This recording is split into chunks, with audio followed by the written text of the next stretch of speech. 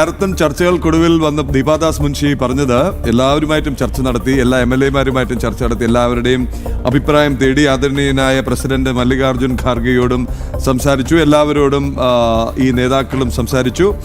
Final തീരുമാനം ആയില്ല എന്ന്. ഈ ദീപാദാസ് മുൻഷിയെ അറിയാമായിരിക്കും അല്ലേ ലൈസൻ ജോസിന്?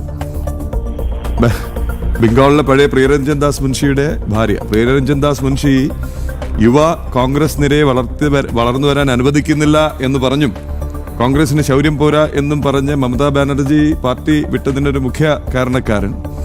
സ്വന്തം സംസ്ഥാനത്ത് ഇപ്പോൾ ഏതാണ്ട് 2 സീറ്റങ്ങുണ്ട് അല്ലേ കിട്ടിയിട്ടുണ്ടെന്ന് തോന്നുന്നു. പിന്നെ മറ്റൊന്ന് സംഘടനാ ചുമതലയുള്ള ജനറൽ സെക്രട്ടറി. അദ്ദേഹം കുറേ നാളുകളായി കോൺഗ്രസിന്റെ ഇലക്ഷൻ മാനേജ് ചെയ്യുന്നു പല സംസ്ഥാനങ്ങളിലായി. അതിൻ്റെ ഒരു ഫലം കണ്ട് ഗോവയുടെ ഇലക്ഷൻ മാനേജ്മെന്റ് ആയിരുന്നു അതിൽ ഏറ്റവും ഗംഭീരം. എന്തായാലും അവരോട് പറഞ്ഞത് ഇതായിരിക്കും, ഈ പരസ്യപ്രകടനവും അഭ്യാസവും ഒന്നും വേണ്ട, ആദ്യം അത് നിർത്തിയിട്ട് വരും, ഞങ്ങൾ തീരുമാനിക്കാമെന്ന് പറഞ്ഞ് വിട്ടിട്ടുണ്ടാകും. അനൂപ് എന്താ പറഞ്ഞത്, ഇതെങ്ങനെയാ തീരുമാനം വരിക എന്നാ?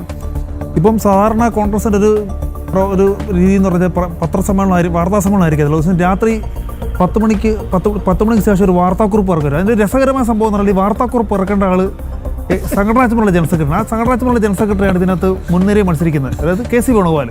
അപ്പൊ ഞാൻ എന്നെ തന്നെ ആക്കിയെന്നായിരിക്കും തന്നെ. എനിക്ക് മറ്റൊരു സംശയം, ചിലപ്പം 4ാമത് ഒരാളെ മുഖ്യമന്ത്രി സ്ഥാനാർത്ഥിയോട് വന്നുകൂടുന്നില്ല. അങ്ങനെ ഒരാളുണ്ടെങ്കിൽ തീർച്ചയായിട്ടും അത് കെ മുരളീധരനാണ്. പക്ഷേ ഇപ്പോഴത്തെ ഒരു നിലയനുസരിച്ച് പുള്ളിക്ക് സാധ്യത കുറവാണ്.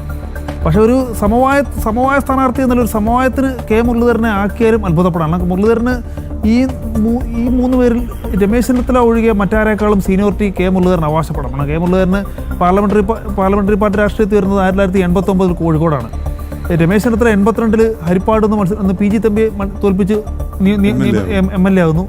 പിന്നീടുള്ള ആളെന്ന് പറഞ്ഞാൽ വി ഡി സതീശൻ ആദ്യമായിട്ട് നിയമസഭ ജയിക്കുന്നത് 2001. അതായത് കെ മുരളീധരൻ KPCC പ്രസിഡന്റായി വരുന്ന ആ തെരഞ്ഞെടുപ്പിൽ, അന്ന് 2004 തെരഞ്ഞെടുപ്പിൽ തെന്നല ബാലകൃഷ്ണപിള്ളയാണ് പ്രസിഡന്റ്. അന്ന് രാഖി രാമാനൻ തെന്നലെ മാറ്റി കെ മുരളീധരൻ KPCC പ്രസിഡന്റാക്കി.